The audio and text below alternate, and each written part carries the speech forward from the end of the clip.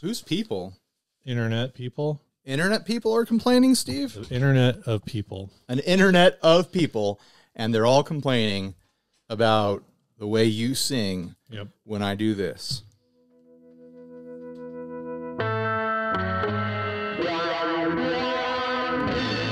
Here it comes.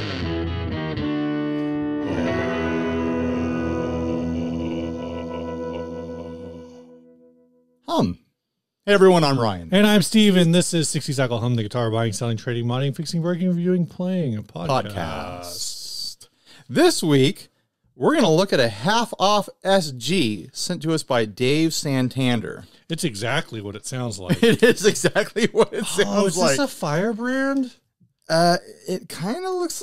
I don't know. Gibson SG. The SG. Yeah, this is like Fire...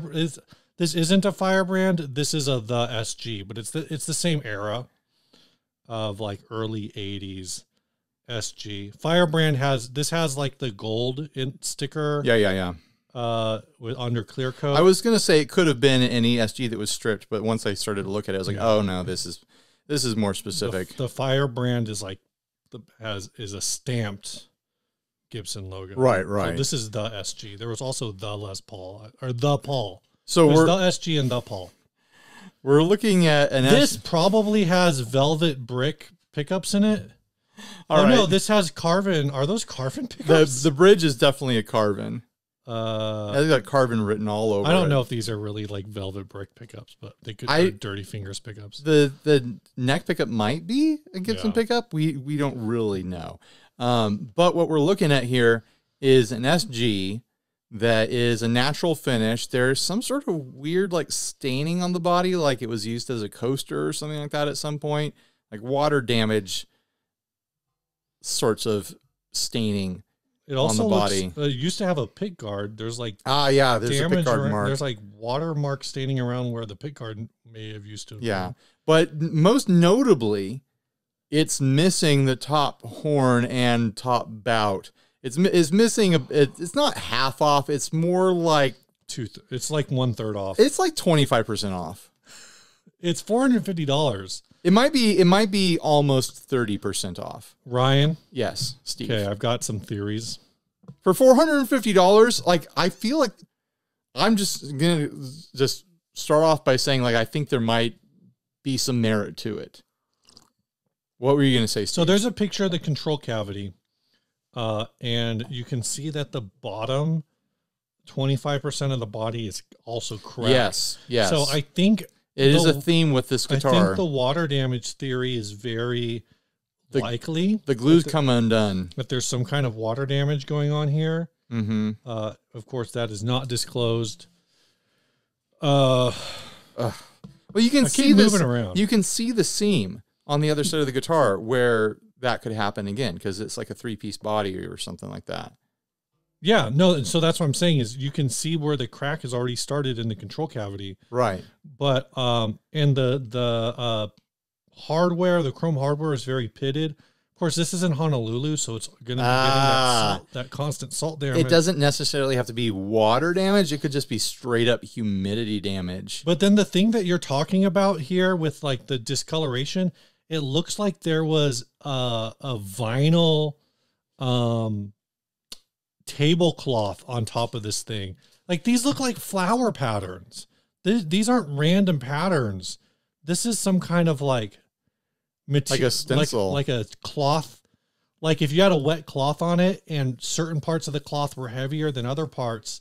Right. Transferred that. Like this was under a tarp or something, and it rained while it was under a tarp. That's what it looks like to me. It's under, That's an interesting theory, Steve. Not to be stereotypical, but this is a semi-floral pattern from a guitar that's being sold in Honolulu.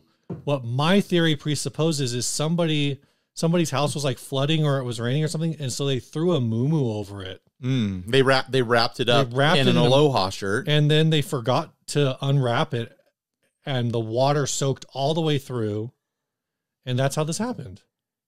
That's an exotic story.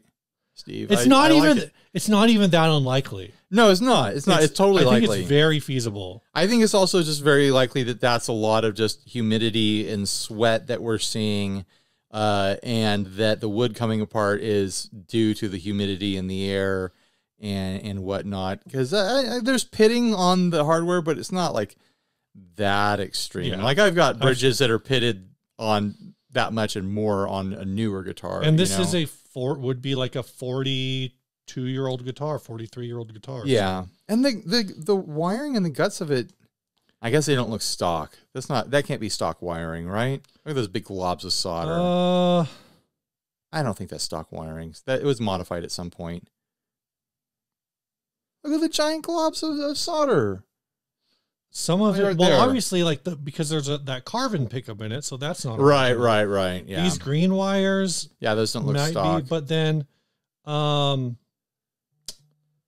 trying to look at where the pickups are coming in, because one of these is going to be your carbon pickup, and the other one is what again, theorizing that it's a Gibson pickup, I think might be this other metal threading in here, and that solder job looks a lot better. So you have one pickup where the soldering looks bad, and you have like one pot where, like you said, there's just globs. Right. But I don't know. Those other pots look bad to me too. It doesn't look like this does. If this is a Gibson factory job, then everyone's right about Gibson's quality control, because all that soldering looks unprofessional to me.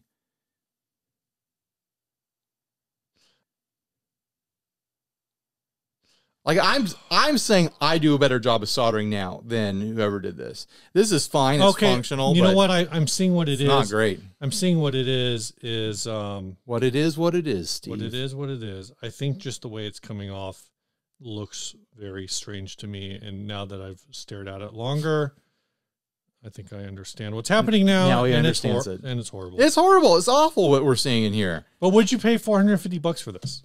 I think this is still a totally functional guitar, and you don't really need that top horn. So if you're looking to get into a Gibson SG on the cheap, you might even be able to lowball this guy and get a guitar that feels, sounds, and plays as a Gibson SG. It's just missing part of itself. Would it be worth it? If you're standing with it, I don't think it's going to bother you that much. Would it be worth it to contact this seller and say, hey, I know you want $450, but 25% of this guitar is off, so will you give me an additional 25% off? Yeah, but Steve, how much would this guitar go for in fair condition? Not in best condition, but fair condition. No wood cracks, no missing wood. It just, like the wood is intact. How much would this go for? I think it would go for north of $1,000, wouldn't it? Probably. I've spelled Gobson and I've twice typed in Gibson. Steve is hot on the search tonight, looking up Gobsons. And when I look up the SG, it just gives me a bunch of not the SGs. Right. Just SGs. It gives you SGs, but not the SG. Yeah, I want the SG. Can I use quotes? The SG. Apparently, you want some cheap. Apparently, quotes do not fix your search function. It's showing you SGs. Rever. It's showing you SGs. Yeah. The SG Walnut. Is that going to give me better results? Not. Oh, there's the SG for $1,500. See, it was originally $1,700. Now it's $1,450. I would be surprised if these go for under under $800. There's a $1,200 one in all right condition. Here's I think in fair to decent condition, I think you're over $1,000. Yeah. Okay. So $450 is probably an okay price. As long as the neck is still decently playable and all the electronics work, I don't see any reason why the electronics wouldn't work and the pickups function and everything. It's a playable SG for less than half price. It's just missing some wood. And you know what? You get yourself a copy body. you take it to someone who knows how to do some basic woodworking, and I bet you can get that body completed for $300 or something. Like you're saying, that. you could get somebody to cut you the upper horn. You just buy a parts body and take it to a woodworker and be like, connect these. Like you just buy like a G310 or something. You call up like a Epiphone G400. Right, something like that. Like a busted one. You call up the local woodworker and be like, excuse me, sir, are you familiar with joining biscuits? And they'll say, yes, I have a biscuit joiner. And you'll say, perfect, I'm going to bring in an SG for you to biscuit join. Is that a thing? That's a thing. It's woodworking. I might have used the words wrong, but those are the words. I thought you were going to be like, hello, sir. Are you good at handling the wood? The wood. Because, boy, do I have some wood I would like for you to handle. Wood for you. We're calling it lumber. That's a very inside joke for just me and my family. When we play Settlers of Catan, we don't call it wood because it's just a chuckle fest. And we end up saying all the time, we're calling it lumber. Oh, okay. Yeah. All right. Yeah. You know, this SG reminded me of a story, Ryan. Tell me the story, It's Steve. a story that maybe if you're on Facebook, you've seen this. I get all of the Gun Street, well, maybe not all of them, but I get a number of the Gun Street Wiring Shop ads. Have you seen mine? Served to me on a regular basis on Facebook. Yes. And on yours, multiple people are very confused about the fact that you bought a Gibson SG for $250. Oh, yeah. One person saying, a couple of people being like, oh, that's crazy. And I've just been like, yeah, well, that's because it was all in parts. Yeah. Like it was just a body and like it had been stripped. It had been refinished in a not great way. Yeah, it's refinished. And it started out as a not expensive Gibson SG. And one person's just straight up like, that's a mighty nice looking Chinese Gibson. And it goes into this whole thing about how I got to check on these comments. How there's counterfeit Gibsons and whatever. And I just replied like, no, it's a real Gibson. Yeah. It was just like in parts and it's a refinish. It still had the nut and the tuners on it, but it needed the bridge, the stop tail. Did you get the pickups? It came with a bag of pickups, and I'd swapped the pickups so many times. But I had to wire it the first time. Yeah. I had to buy a switch for it. I had to buy bridge stuff for it. It had a pick guard, but I didn't like the pick guard. Like I probably put a good $400 or $500 into that guitar over the lifespan of me having it. Yeah. So it was definitely like a fun project starter. But yeah, I got it for $250 off of Craigslist, and it was one of those things where I was just the first person to call. Right. I was sitting there scrolling Craigslist, and it was like that came up, and it's like I called right away, and the guy's like, "Oh yeah, come right over and get it." By the time I got there, he was like pale white and freaked out, and he's like, "My phone's just been ringing off the hook about this thing. I'm like freaked out right now." I was like, "Yeah, it's, like a lot of people are going to be interested in this." And he's like, "Well, you're here."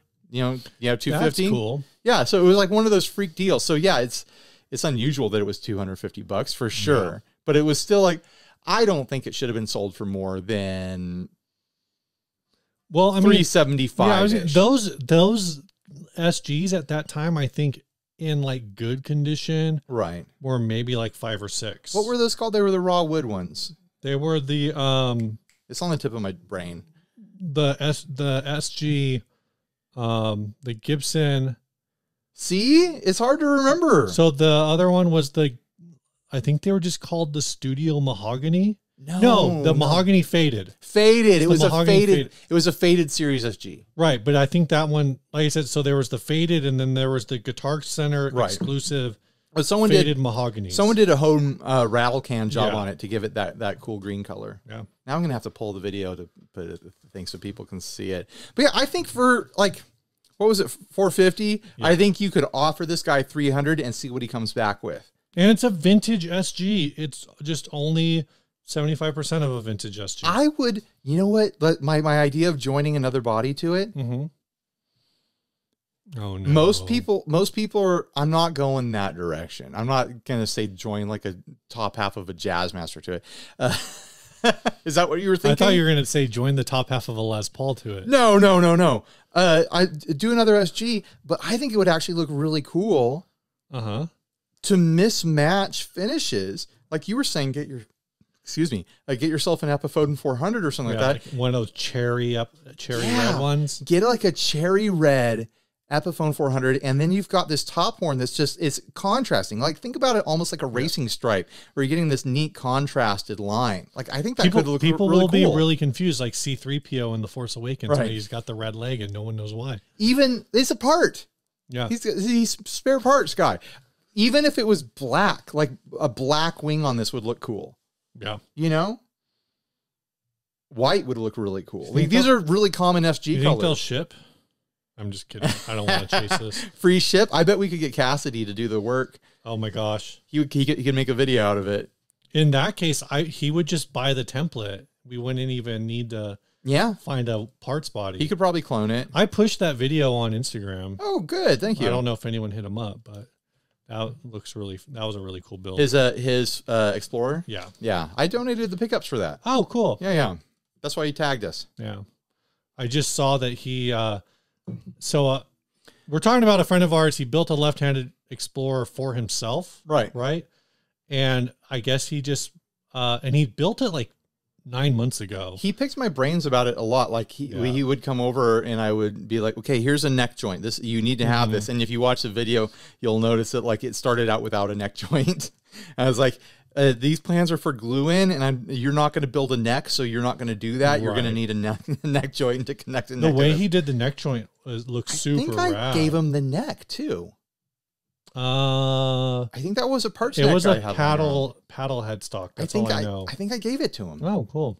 I think someone sent us a paddle headstock neck. And then my guess is that did he get the wood from Songbird? Because he also thinks Songbird amps. He works with Songbird. Oh, he makes their cabs. Okay. And stuff. I didn't know that. Yeah. Cool. Well, I'm gonna have to put his video up here now too. Yeah. I know. Our friend Cassidy made an Explorer, a left-handed Explorer, because he's a lefty. Yeah. All right. I'll put a link. Should I put a link to his Instagram or his TikTok? Yes. I don't know. Pick one. Whichever one looks most active. I'll do both. All right. So yeah, I think 450 is a starting price for this. I would go lower and see where he comes back. I feel like with the ideas in my head, if I could get this for 400, I might jump on it. Oh, my other theory is that this was actually used as like a stand-up paddleboard oar. Yeah. It's possible. That was my theory when I first opened it. When I was on the Philippines trip, we took that Harley Benton in the water once. It got wet once. And did it go? The next day, all the wood was cracking and swelling. Oh, wow. And so at that point, we're like, well, now we're just going to jump in the ocean with it and do photo ops with it. But like just it got splashed. Yeah.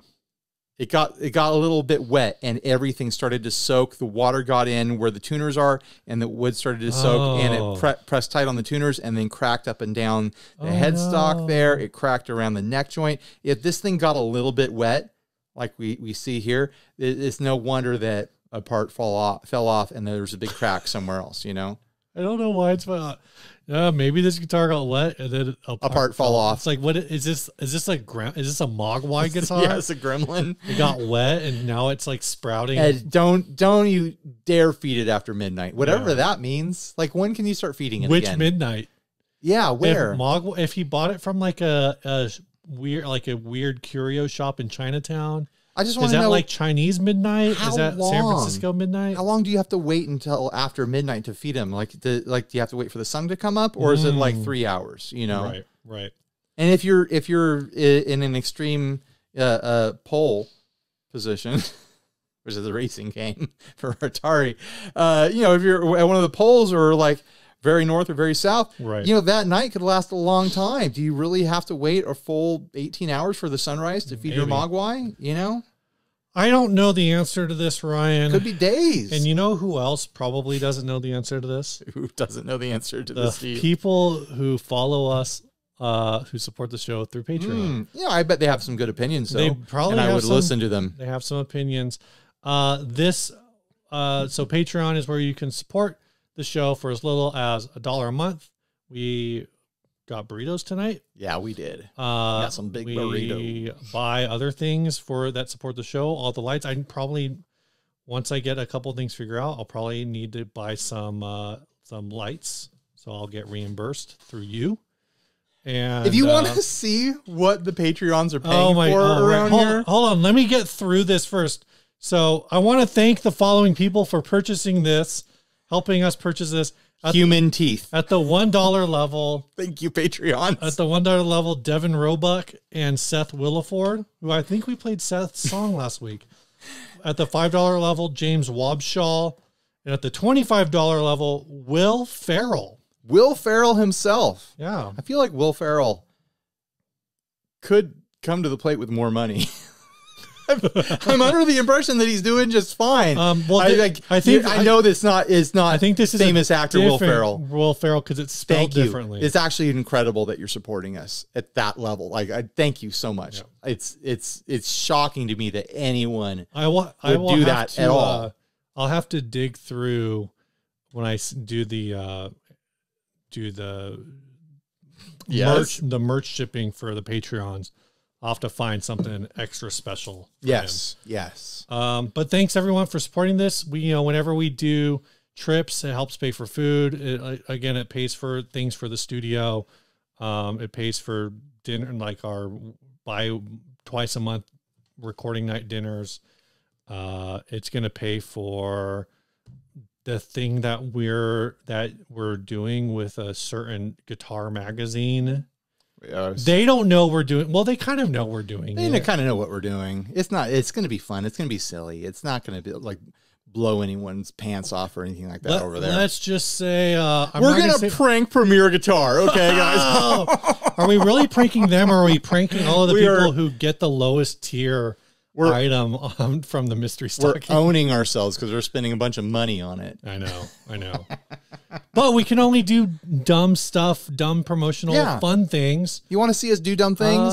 The Patreons make dumb things happen around here. So thank a Patreon. If you see a Patreon on the street, thank them for enabling us to do dumb stuff with money. Ryan? Yes, Steve. Tell me about a sponsor. I want to know where all the money is coming from. Is also brought to y'all by, hold on, I should have primed this. Just tell me their name, Steve. Their name is Pickup Music. Pickup Music. Their name is Pickup Music. Yeah. This September, which we are halfway through the month, Pickup Music is rolling out a guitar giveaway. So first of all, Pickup Music is a guitar lessons website. You couldn't remember that? That was the notes you were looking at? No, I wanted to know what model guitar was. Okay. Isn't it an Ibanez AZ? It is an Ibanez AZ. See, I remembered. Okay. And it's blue, right? It just says beautiful. I don't know if it's blue. Beautiful. It's beautiful. It might not be blue. But they're doing a guitar giveaway. All you have to do is go to their website. There's a link in the description that is our link. So if you decide to go check it out, use our link. And if you sign up for the 14-day free trial anytime between September 1st, which was like 2 weeks ago, and September 30th, which is like 2 weeks from now, you will be entered into this giveaway. It's a 14-day free trial. So at the end of any time in that 14-day window, you can cancel if you want, or I would say take as many lessons as you can feasibly do in that 2 weeks, and then decide whether or not you want to keep going. Check it out. Use 2 weeks of your life to check it out and like do it full time. Like don't sleep all day long. Check out Pickup Music. There's actually a ton to learn there. Have you logged in this past week, Steve? I have not. I've been super busy, but I need to. If you had logged in, you would have seen that I've cluttered up the feed with all sorts of different pathways that I was just kind of checking them all out. I was just touristing. I was jumping around. I was like, I want to learn a little bit of soul. I want to learn a little bit of funk. I want to learn a little bit of this pentatonic caged thing over here. I was I was all over the place. And you know what? I actually picked up some things. I actually, just taste testing and going around, actually picked up a few riffs. Nice. And I feel good about it. And like, I actually really admire their lesson structure over there. It's laid out in such a smart, informative way. It's nothing is an afterthought. It's all very intentional. It's a great lesson program. Yeah. So go check it out on the link below. Also, this episode is brought to you all by Stringjoy. That's I got a pack of signature 9 to 42s.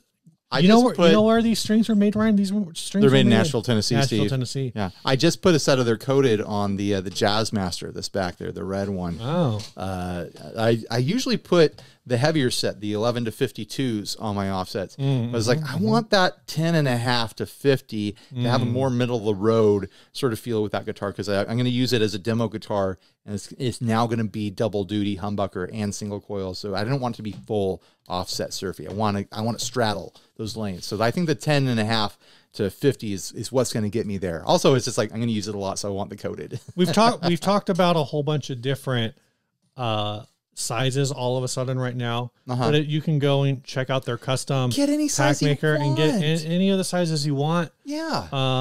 And you want to get oops all G strings, or you want to get all G strings on purpose. It's up to you. Use the link down below in our description and use code HUM, it's HUM, for 10% off. There you go. All right, Ryan. Yes, Steve. This next ad is called Saturn Steampunk.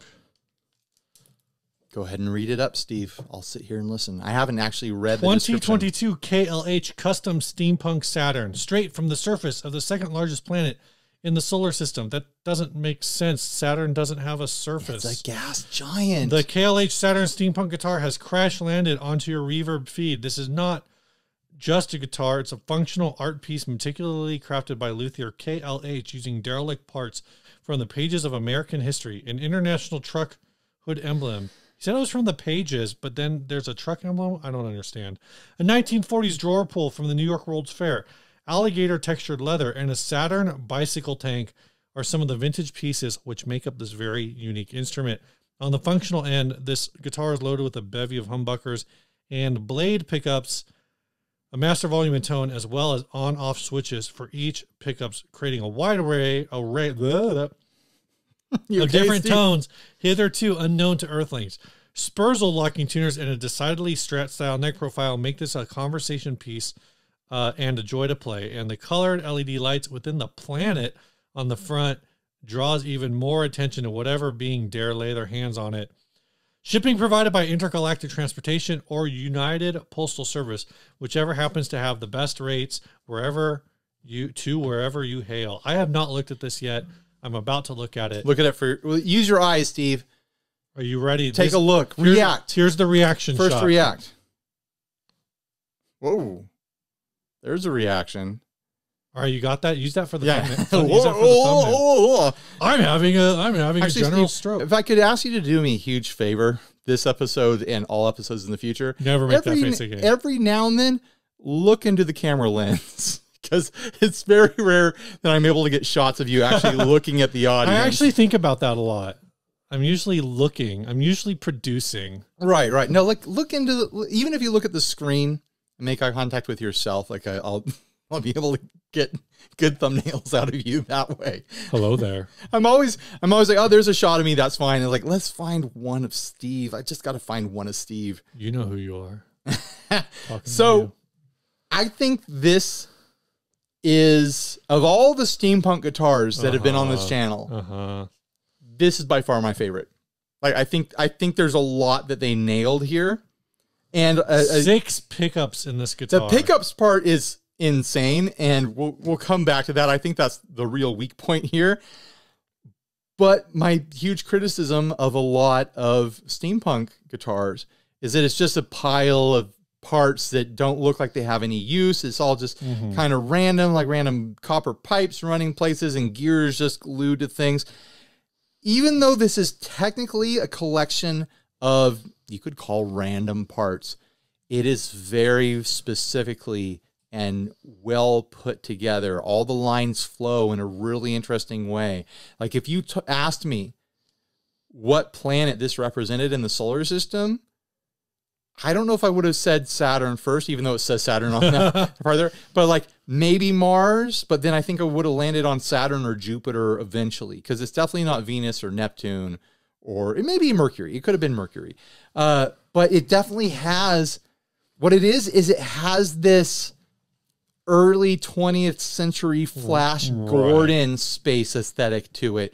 Like like it has this space cowboy sort of thing going on where, yeah, it's got some parts hobbled together. Yeah, it looks like it's made out of, bicycle parts and truck parts from the 1940s. That is the charm of that retrofuturism. Yeah. The shape of it works perfectly for that theme.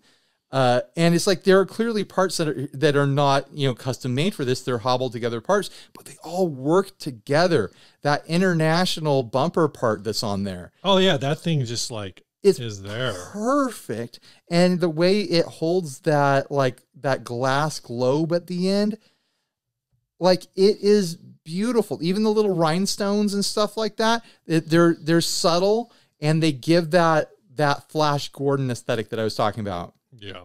This was a strap body before, right? It's likely. It's likely. Or maybe I'm looking at that pick guard, maybe some kind of maybe some kind of Mustang-y thing. No, because it has a strat trim already. This person did not. Right. Yeah, you're right. Yeah. It looks like there's some modification around the strat trim route, but I don't think they started afresh.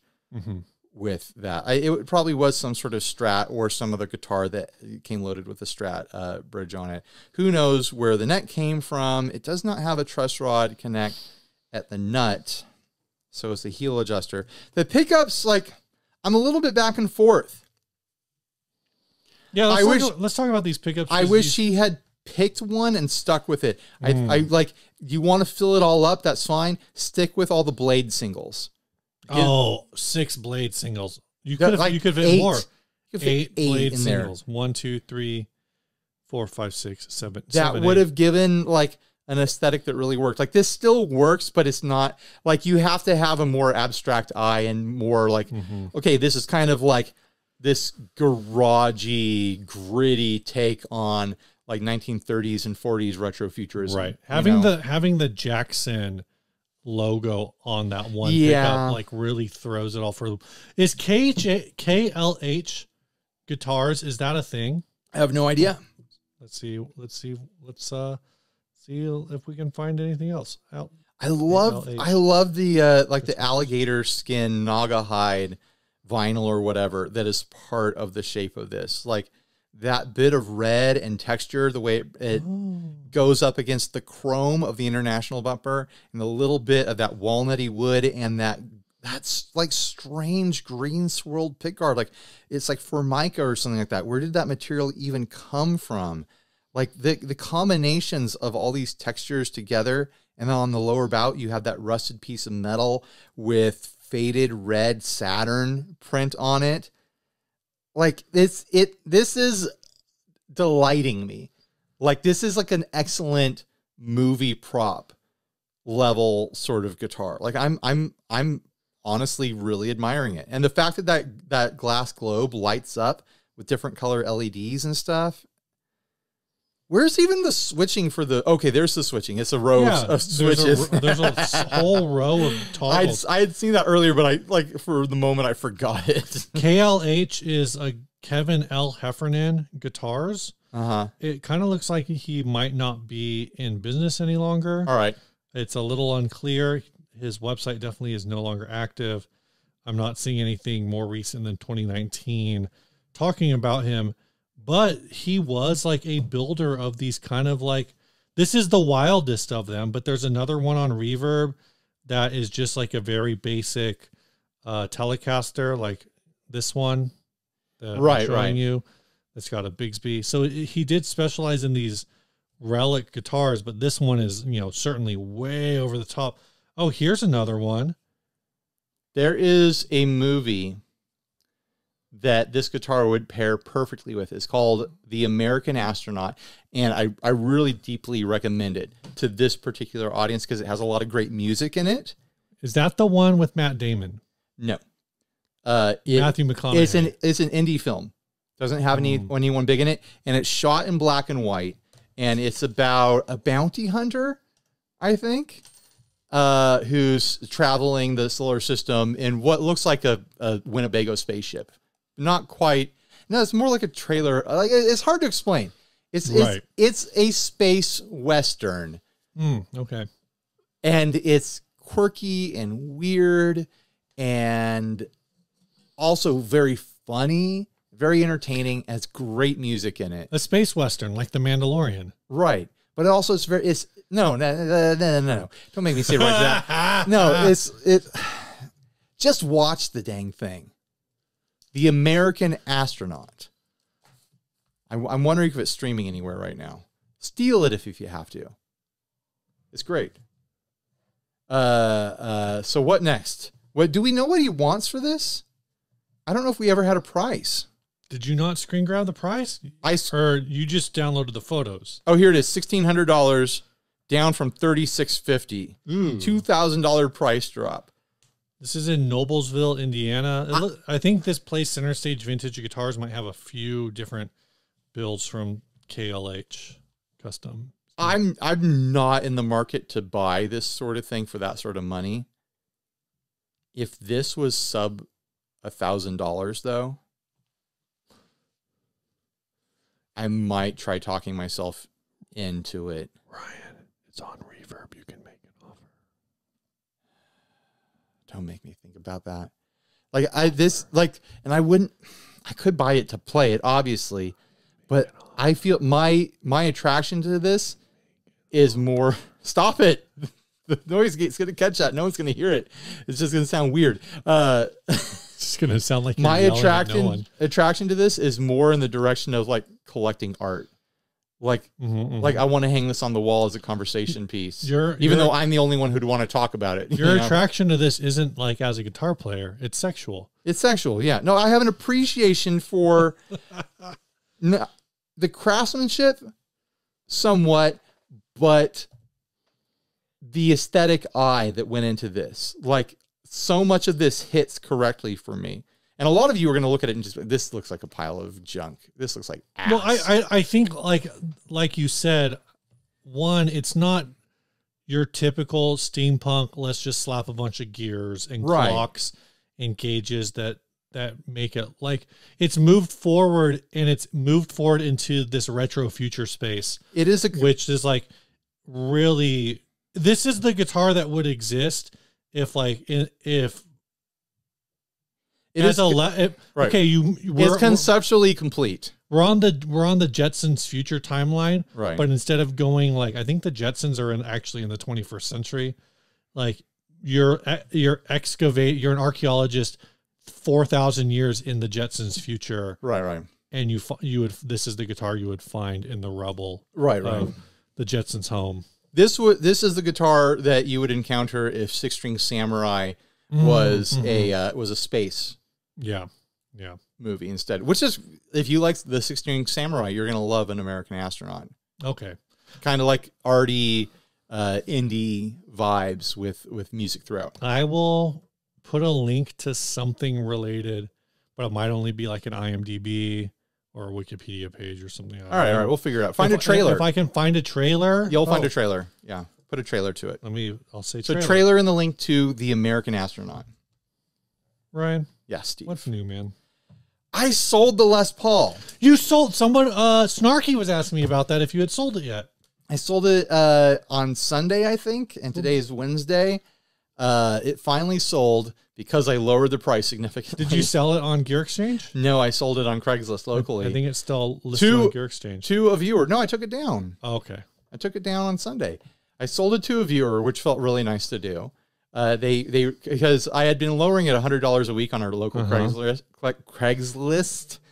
So I started at $1,100, and then I ended up selling it for $800, which is a little bit humbling.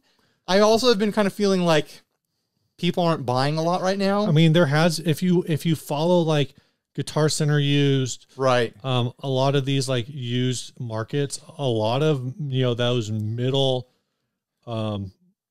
say middle American priced guitars like Les Paul Studios, like Fender American Standards, they've all been getting like 15 to 20% price cuts. Yeah, and I've just been more interested in getting space around here and not becoming overwhelmed with a collection of things that I'm not using. And so I was just like, I'm just gonna find the spot where it moves, and 800 was the spot. That was the magic number. So I met up with them. We exchanged the guitar, and it's something I've been doing when people point out that, you know, they realize it's me, is that I've been bringing the diaper box full of extra Fortiboard pedals. I'm like, pick a few things if you want. So he picked out a rat style pedal out of there. That's ridiculous. So if you want to buy from me locally, let me know, and I'll bring the Fortiboard diaper box. I should probably name it. It should be the shit box. Oh my gosh, that's mean. You're just giving your shit to people. Yeah. They're Fortiboard pedals. Like, what am I going to do? Sell them and ship them? They're made to be given away. Yeah. Well, Ryan, I've got a new thing that's not shit. Oh, what's that, Steve? I've got this pedal. It's the Dad 250 Plus V3. You think you're so cool and special, Steve? I do. What? Don't tell me you have one too? I got one too. So these were made by viewer, friend of the show, Ryan Berman. He made these just for us. They're DoD 250 circuits that he tweaked. Of course, like the most obvious tweak right off the bat is DoD 250s usually only have two knobs. Yeah, this has a grizzle knob. A grizzle knob, which is like a tone knob. I did play around with this for like 10 or 15 minutes the other day. It sounds great to me. Like he should, like, dude, I don't know if you're in the place to make production pedals, but you should consider it with the circuit. It actually sounds really great. I was getting surprised by how surprised I was by what I was hearing. I think so yours, this comp loose, I think is more of an EQ thing. Yeah, he made them different for each of us. Mine has gain clip, like gain. You've got germanium and MOSFET or nothing. Yeah, clipping options. That's the word I was looking for. So this one I'm saying you should take production. I don't know about Steve's. Who knows? This one's better, probably. Maybe, I don't know. You're gonna need to put it's cool though. I like it. Production. Yeah. So thanks, Ryan. Yeah, I got to hang out with him. I'm gonna try to film this at some point. I keep talking about. I'm gonna reboot Gas and Go for things like this. So very cool. I met him a couple weeks ago. He was down for a Steve. You met a viewer. I met a viewer, and you didn't die. I did not die. He didn't kill you or anything. No. Okay. Or I'm a spooky ghost. No, we hung out and grabbed some brewskis and burritos and whatnot, and it was cool. Cool. So, do we want to open mail? Let's open some mail. Let's open some mail. Oh, you're getting it, Ryan. While Ryan's getting the mail, I'm just not gonna do anything. Look at these shiny, shimmery packages. What could they be? Well, one of them I feel awful because I've been sitting on it forever. I meant to pair it. You're a bad friend. I am. I meant to pair it with a guitar that it would have gone really nicely with. And then sold the guitar. I sold the guitar because you did really because I got angry at the builder. So drama. So what? It was that acrylic guitar. Oh, okay. Yeah. That's fair. But these are two boxes from our friend Haley at Rocket Music. Yeah, Rocket Music Gear. Rocket Music Gear. And if you're not following Rocket Music on Rocket Music Gear on your socials, you need to do that. Do Instagram, Facebook, etc., etc. Right. Are these this is the thing for us? This is the thing for us. After I show everyone this, I'll show them that as well. These are cables that are fuzzy. And they have little faces on them. You crack yours open. I'm going to get into the rest of this. So, years ago, we got in a lot of trouble trying to test directional cables. Other cable builders might tell you they have directional cables. But as far as I'm aware, these Rocket Music Gear cables are the world's first legitimate directional cables. Why do I say that?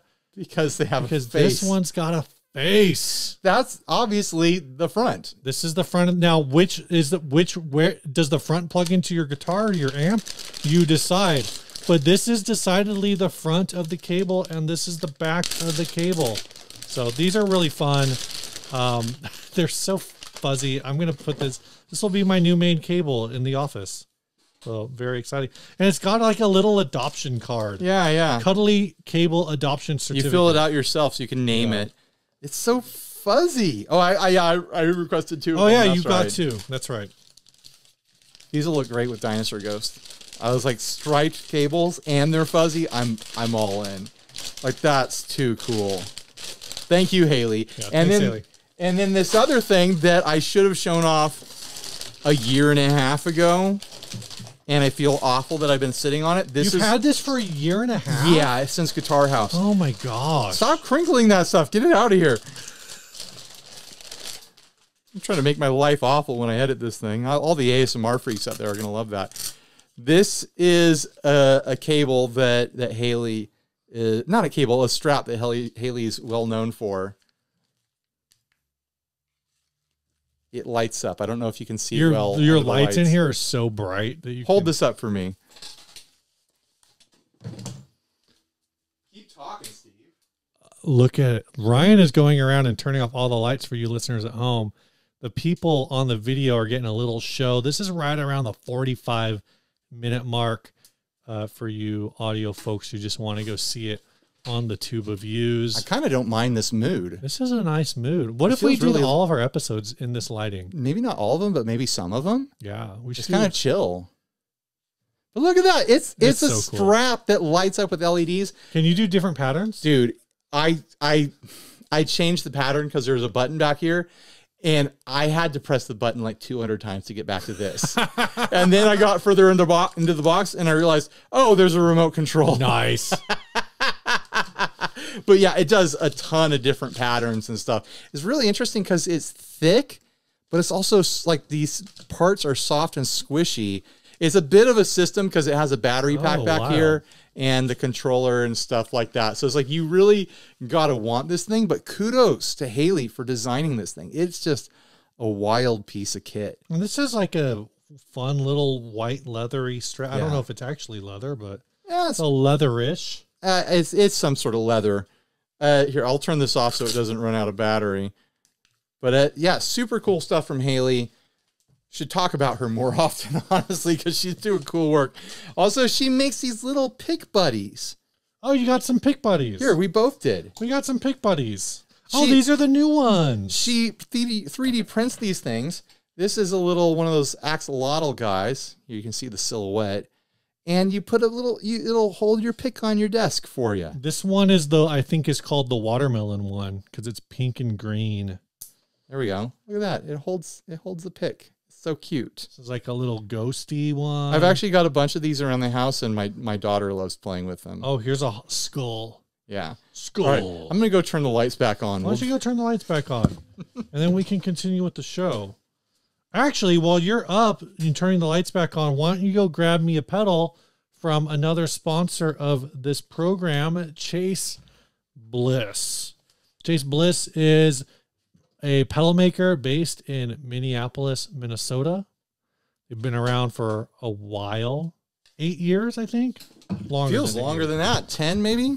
They've got pedals. If you've got a pedal habit, you need the Chase Bliss habit. Look, we have like the whole like if you're in a bad mood trilogy you here. Need a Chase Bliss mood. If you made a mistake, you need a blooper. There you go. Head on over to chasebliss.com and check out these pedals and much, much, much more. chasebliss.com. Thank you. Use the link below. Thank you, Chase Bliss, for once again continuing to sponsor this nonsense for some reason. I hope that Chase Bliss has gotten value out of these sponsorships that they keep paying for year in and year out. Use the link below. Yeah. It's not tracking, but it's not a tracking link. Use it anyway. But if you make a purchase and there's a comment section, like mention us. Say, hey, thanks for supporting the podcast that I love. I will say, not just for Chase Bliss, but I've had other people bring this up. I've sent this to a message to a few different people over the last 2 or 3 weeks. When people say, hey, you should work with this, you should contact this builder, you should contact that builder. The way kind of that the thing that's been kind of the ethos of this show has been, if you want to see a pedal featured on the channel, tell the brand. You tell the brand, because you say, hey, I really love the pedals that you make. Right. And my favorite YouTube channel, or a YouTube channel that I'd love to see your pedals featured on, is 60 Cycle Hum. As a rule, I don't reach out to brands for stuff. I wait for them to come to me. Like, I don't like to do that. It feels icky and weird to me to go to a brand and be like, hey, pay me to demo your stuff. I prefer them to come to me and be like, hey, we like the channel. We see what you do. Will you do it with this sort of thing? Yeah. You know, like that feels much more natural to me. So when people come to me or Steve and they're like, hey, cover this thing. Will you cover this thing? Have you covered this thing? Would you consider it? We're really not in charge of that. Contact the brands. Tell them. Even if it's not us, if there's another channel that you think would cover their product really well, tell them. Like that it's that simple. On social media, through their email, whatever.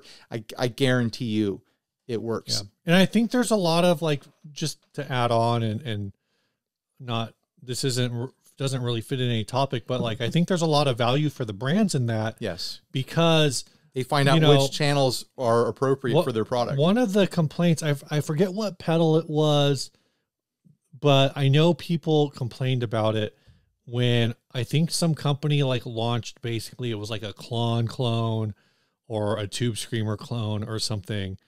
And one of the like 5 big channels that did a demo on it was Fluff. Okay. And it's like, you're sending a Tube Screamer to Fluff, who's like more of like a hard metal rock, guy, pop punk, whatever, like harder music guy. And but a lot of metal guys like Tube Screamers before their Marshall stacks and stuff like that. It may have not been a Tube Screamer. It may have been like a clone, but it was something inappropriate. It was some kind of pedal that like he was the wrong guy for that pedal. Right. So if you've got a pedal that you like and you think you have a good fit for the channel, like reach out to those brands and say, hey, this creator would be the perfect fit for you. It's the same reason why like no sane person's like, oh, there's a new HM2 clone. We got to get that over to 60 cycle on. Right. You know, but I kind of wish they would. I actually enjoy heavy distortion, and I love my HM2. I think like manufacturers, you know, I think it's added value for them, for people who are fans of the brand. Well, you're doing market research for them. If you go to a brand and say, I like this sort of product, and you make that sort of product, and I like this channel because they covered that sort of product, you've done market research for them. They don't have to do the legwork. They might ask around a few other people, like, hey, this person said this, what do you think? And then they'll look into it. Like, you're doing a service not just to a demo channel like mine, not to just a viewer like you who would like to see someone like me cover that stuff, or another channel cover that stuff, but you're doing a service to the entire industry, the entire scene, by actually connecting people who might not know about each other, and they could actually help each other in legitimate ways, like helping the audience get correctly paired information, you know, the hand movement, synergy. Yeah, I talk with my hands synergize, you know. I don't know. You guys get what we're saying. Stay business agile. Are we still in a Chase Bliss sponsorship? Sort of. Ryan, we've been locked in this, it feels like, for 1,000 years now. Ryan, you know what I don't really want to talk about this week? Let's talk about what we don't want to talk about, because we don't have time to talk about what we do want to talk about. So let's talk about what we do not want to talk about. So this, was it yesterday? On a JHS live stream, Josh Scott interviewed, I think the guy's name is John. I don't remember his last name, but he is the current CEO of NAMM. We both watched the whole thing. Both watched it. Yeah. I'm maybe going to get into it more in depth the next time I live stream, which if I stay on the schedule that I want to, will have come out. Well, it won't have come out because it's a live stream. It will be yesterday morning. Okay, because we're not going to talk about this, Steve is going to talk about it on his live stream with Philip Carter when they do that, whether it be this Sunday or the following Sunday. Yeah. Which would be yesterday. Give me your like 1 sentence hot take on the subject, and then I'll do mine, and then we'll move on to other stuff. Okay, my 1 sentence hot take is that I think the CEO of NAMM represented NAMM well, potentially represented NAMM well in the eyes of manufacturers and retailers. And I think he did his job right. But for the industry. For the industry people. Do you want me to give my take, or do you want to tell people what my take is, since you've already heard it? I think he represented the business side of NAMM well. Right.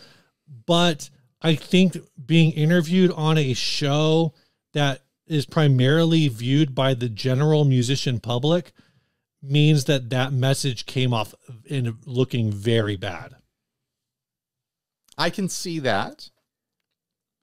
My hot take, because I'm probably not going to be there when you and Philip are talking about it. Good. I'll send you the link. Oh, I might be asleep. You know who might be there too is Kyle Benton might be there. Really? Yeah. That'll be fun. My hot take is that the general public, most of you watching, most of the people who watch the JHS channel, should not care about NAMM and should not have this delusion that they should have an opportunity to be there. It would serve NAMM so much better if it was industry only and not just like, oh, friends of industry. I mean, industry only. Like I think NAMM is going to die likely if it tries to be consumer faced, because it's hard to wrap your head around this as a consumer. And I probably wouldn't have gotten this before we were in the industry. Yeah. NAMM is full of consumer products. I get it, but NAMM is not for the consumer. So here's NAMM is for the retailer and for the manufacturer and for the people who do marketing around all those things. It really is not well served by having consumers there.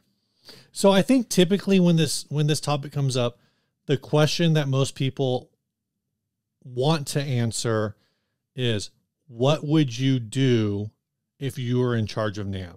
And everyone has their already opinion. Talking about this too much. No. Because what I'm going to segue to is like, in the comments, I don't want you to tell us what you would do if you were in charge of NAMM. I want you to tell us what value you would bring by attending the NAMM show.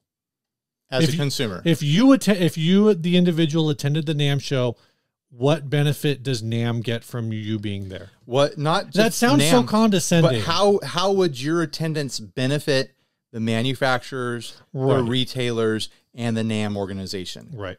What benefit would you bring? Yeah, that's a good question, Steve. And join Steve on his live. Yeah, and then check out my live if it hasn't already happened. Yeah, check out my live stream when it happens. Maybe you'll watch it after it happens and comment on it.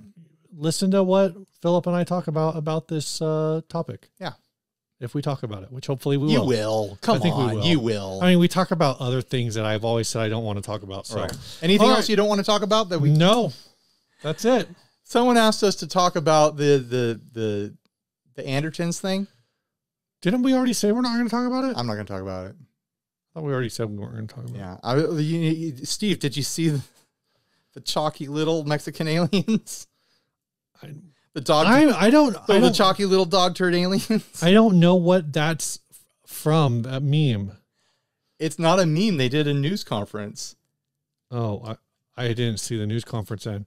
I didn't watch the news conference. I've just been seeing photos from it. They found these little chalky dog turd looking aliens. Ryan, Steve. I don't know if they're real, but they look like dog turds. Ryan, yeah. How often do you think about the Roman Empire? My gosh, not enough. Not enough. All right, this last ad. Why did you ask me that, Steve? I don't know. Aaron asked it to us, and then it's a meme. You know that's a meme? It's a meme now. It's a meme thing happening, and Melissa asked that to me when Aaron, friend of the show, Aaron Abubo from the Gear Slum. I think Lauren asked me. When Aaron asked us that question, I said, "Oh, every once in a while," because I took it at a face value question. But then when my wife asked me after he had already asked me, I was like, I felt like it was a trap. So I just said every day. When my wife asked me, how often do you think about the Roman Empire? I replied, I didn't even know Romans played baseball. Oh my God. That was bad. It was really bad. Right. This last ad. Because it sounds like umpire. Yeah. Did we say who the Saturn guitar was from? I hope so. It was from Ryan Baird. Ryan Baird. This last ad is from Brian Brooks. Brian Brooks. I think you spelled his name wrong. I did because I spelled it the way he said to sound it out. Okay. This is an unbranded Giraffe mini travel electric guitar. This is at Goodwill. It's currently... It ended at $93.87. There's not really a lot to say about it. The guitar is in used condition. It's missing one string. One of the tuning pegs is loose and will need to be tightened. Is that the one is it loose because it's missing a string? Is that why? I don't know. Probably.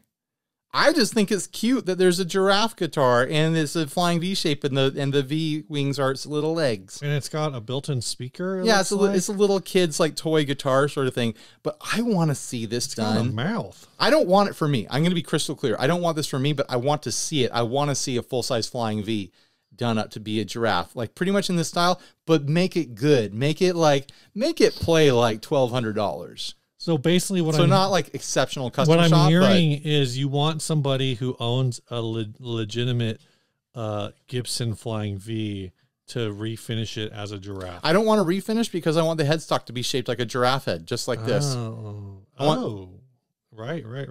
With the ears and this would be an excellent project for Texas Toast. Someone send this clip to Texas Toast. Tell them to make a giraffe flying V in this style, but make it good. And don't put the speaker in it. Just let it be a guitar, you know? $94. Because I think it's funny, and I think it's cool, and it's cute. This looks like it's missing at least one switch. And there's other animals with long necks that should also be, paid homage this way. Like, which one is the dinosaur that doesn't exist? Is it they've actually come back around, and they say Brontosauruses exist now. Believe it or not. Hold on. Is Pluto still not a planet? Where are we on that? It is still a planet, and Brontosauruses live there. No, they came around. They're like, you know what? Actually, yeah, they were right. There are Brontosauruses. I'm not even joking. I wish I was. I think they discovered because they were like, oh, brontosauruses aren't really brontosauruses or apatosauruses or whatever. And then they're like, you know what? No, this thing that was originally called a brontosaurus, that is actually its own thing. So now that's a brontosaurus again. Have you ever looked at like 1800s fossils? Oh yeah, where they're just like random. Yeah. They like their reconstructions and like here's an iguanodon and it looks like a dog. They find like I think there was one where it's like they had like two dinosaurs like together like that died in the same place and they're like, look, it's a two-headed, eight-legged dinosaur. Anyway, all right, giraffes have long necks. Geese. Geese. That would be cool. You could make the wings of the flying V is actual wings. Yeah. So it's like a flying goose sort of thing. Ducks. A lot of animals have long necks. Flamingos. Most of them are birds. I understand. Most of them are birds. A lot of things have long necks. All right. Name another mammal with a long neck. Gazelles. But they got the big old ears and horns and stuff. Gazelles have normal necks. Dude. Don't they have normal necks? Maybe I'm thinking of a different type of gazelle. They're just antelopes. Long neck. Ryan is Googling. You think that neck is short, Steve? Oh, there's a freaking long neck on that little guy. It's not a gazelle. It's a Gurnuck. It's an antelope. Gurnuck. Sorts. Yeah, there's some other ones that are kind of in that relations. It says it's a gazelle. It's called the giraffe gazelle. No, it's known as a giraffe. Are gazelles a type of antelope? I don't know. I'm not good at animals. It's an Africa deer. It's an Africa deer. Look at that one. It's standing up. That's Photoshop. That's not Photoshop. That's real. That's AI. I wish that was AI.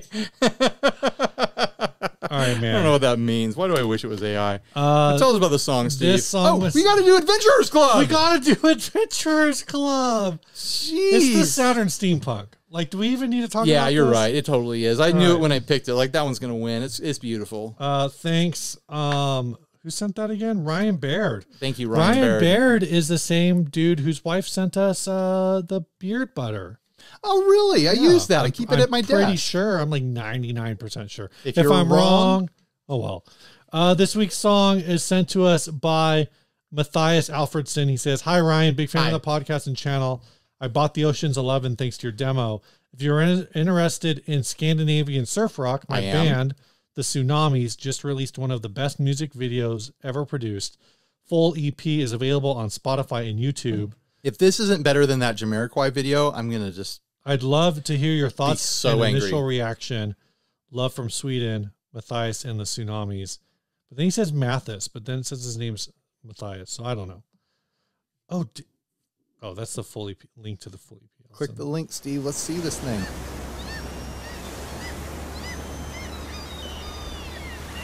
Look!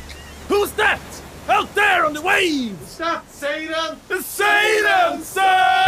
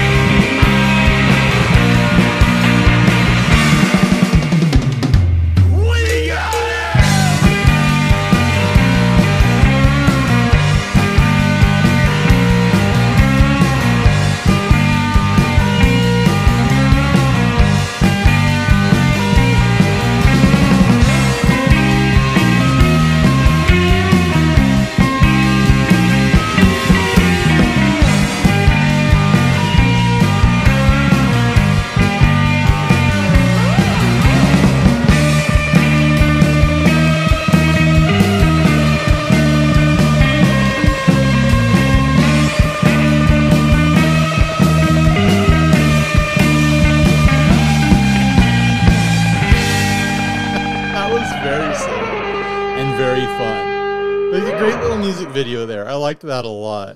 I gotta say, Ryan, get off the waves, devil. I gotta say that music video was definitely in the top music videos I've ever seen. Wow. I'm not sure like where in the top it is, but it's definitely in the top. You know what? If you were gonna make a list of music videos that feature surfing and the devil, that one definitely has to be on it. Yeah. I know that's a big thing to say. It was a lot of fun. It was a lot. I like legitimately like I really like the humor of it. It's just this very kind of like very innocent, very goofy. Like when I first saw them, I was like, oh, okay, these guys are kind of like these metal European guys or whatever, and they've got the devil, and it's gonna be like this. The devil is surfing or whatever. This is gonna be very like a metal aesthetic and metal humor and stuff like that. No, it was just very cute and charming and innocent, and I really appreciated it. Like it felt really nice to watch. Get off the waves, devil. All right, I'll put a link to the video and some other things I'll find for them, but definitely links to the video. Always check out the links that Steve puts. They're important. Steve goes to a lot of work. They're very important. Yeah. They're for you. The links are for you. He does it for you. I don't read them. And he timestamps the video for you. Yeah, so you guys will shut up about there's no timestamps. All right, bye, everybody. Stay grounded.